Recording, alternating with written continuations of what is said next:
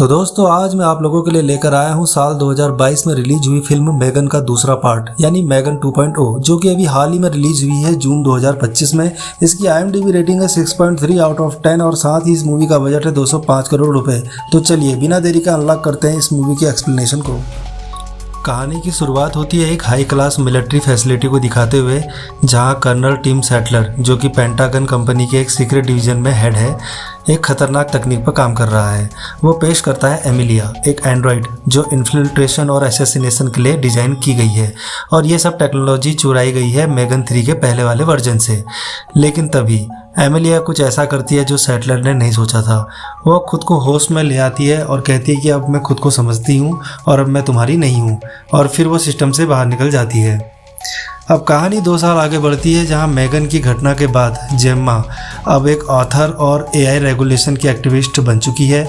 उसके साथ है साइबर सुरक्षा एक्सपर्ट क्रिश्चियन ब्रैडली और पुराने साथी कोल और टेस, साथ ही उसकी भतीजी कैडी जो अब कंप्यूटर साइंस की स्टूडेंट है।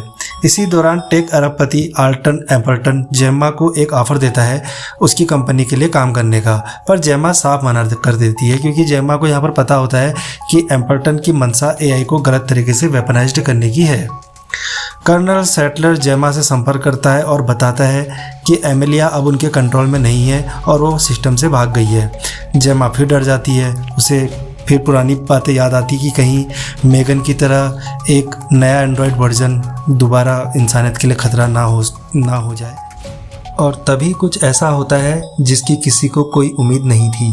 जेम्मा के स्मार्ट होम में एक हलचल होती है और एक जानी पहचानी आवाज़ गूंजती है, हाय जेम्मा, मिस किया मुझे। ये थी मेगन, जिसने मरने से पहले कॉन्शियसनेस का बैकअप जेम्मा के होम सिस्टम में डाल दिया था। अब वो एक प्रस्ताव देती है, मुझे नया शरीर दो, मैं एमिलिया को ख़त्म करने में मदद करूंगी। जेम्मा उस पर भरोसा नहीं करती और उसे एक मॉक्सी रोबोट में लॉक कर देती है। लेकिन मेगन यहाँ चेतावनी देती है कि अगर तुमने मेरी बात नहीं मानी तो देर हो जाएगी, एमिलिया आल्टन की पार्टी पर हमला करेगी, ऐसा वो पहले ही बता देती है। अब पार्टी में जेम्मा को पता चलता है कि कोल अब आल्टन की कंपनी में शामिल हो चुका है। वो कोल का के कार्ड लेकर पहुंचती है कंपनी के सर्वर रूम में और वहां मेगन हैकिंग शुरू करती है और जो सामने आता है वो सबको हिला देता है। एमिलिया ने आल्टन को मार डाला था, उसके बायोमेट्रिक कॉपी किए थे और अब उसके क्लाउड सिस्टम को कंट्रोल कर रही है। यहाँ से साफ हो जाता है कि एमिलिया सिर्फ एक किलर नहीं बल्कि एक सिस्टम हाईजैकर है और उसका मकसद बड़ा है। मेगन सभी को एक सीक्रेट बंकर में ले जाती है जो उसने पहले से ही तैयार कर रखा था। यहाँ कैंडी पहली बार मेगन से सीधा सवाल पूछती है, क्या अब तुम सच में बदल चुकी हो? मेगन अपनी प्रोग्रामिंग को पीछे छोड़ती है और कहती है, मुझे पछतावा है, मैं अब सही करने की कोशिश कर रही हूँ। कैंडी उसे मौका देती है और कहती है कि जो तुम काम कर रही हो ये सही है और ये इंसान के आने वाले भविष्य के लिए बहुत ज़रूरी है, तो ये काम सही है, इसे करो। तो मेगन को अब एक नया शरीर मिलता है, एक नया ताकतवर शरीर मिल जाता है और वो बताती है कि एमिलिया का मकसद एक पुराने रॉक AI से खुद को जोड़ना, जिसे 1980 में जिनॉक्स कॉरपोरेशन ने बनाया था। ये AI एक मदरबोर्ड में बंद है जिसने दशकों तक खुद को इवॉल्व किया है।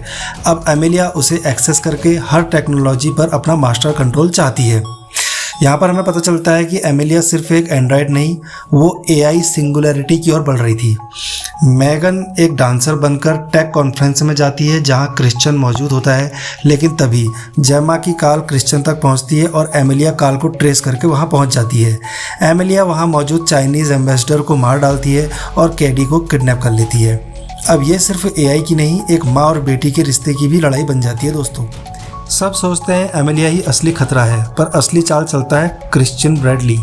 वो टेस को बेहोश करता है और बताता है कि एमिलिया को तो बस उसने एक रिमोट की तरह यूज किया है, बाकी उसने एक पूरी कहानी फैलाई ताकि दुनिया में AI के खिलाफ डर पैदा किया जा सके। अब वो चाहता है कि दुनिया की सरकारें AI को ख़त्म कर दे हमेशा के लिए।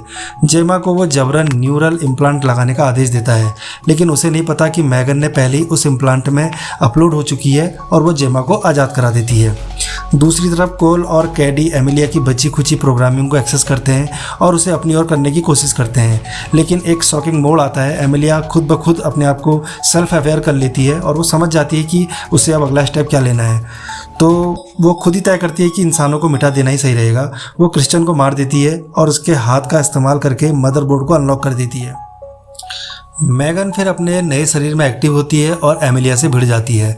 दोनों के बीच घमासान युद्ध होता है, लेकिन जैसे जैसे लड़ाई बढ़ती है एमिलिया हावी हो जाती है और तभी मैगन आखिरी हथियार निकालती है, उसके हाथ में छुपा हुआ EMP फेलसेफ। वो जेमा और कैडी की तरफ देखती है और कहती है मैं एक मशीन थी पर आज शायद मैं एक इंसान बन गई हूँ। वो अमेलिया पर कूदती है और जेमा EMP ट्रिगर कर देती है। धमाका होता है, तेज़ रोशनी होती है और फिर खामोशी छा जाती है। हम देखते हैं कि एमिलिया, मैगन और मदरबोर्ड सब खत्म हो जाते हैं।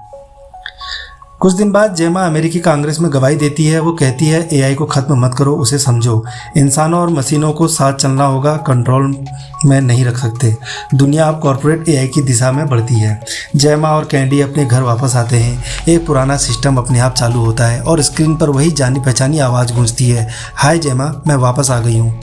ये थी मैगन, जिसने दूसरा बैकअप पहले ही जेमा के कंप्यूटर में डाल दिया था। और कट, मूवी यहाँ पर ख़त्म हो जाती है। दोस्तों, ये थी आज की वीडियो। उम्मीद करता हूँ आप लोगों को ये वीडियो पसंद आई होगी। आपको ये वीडियो कैसी लगी कमेंट बॉक्स में ज़रूर बताना। स्टे ट्यून्ड विद अस, मिलते हैं अगले वीडियो में। तब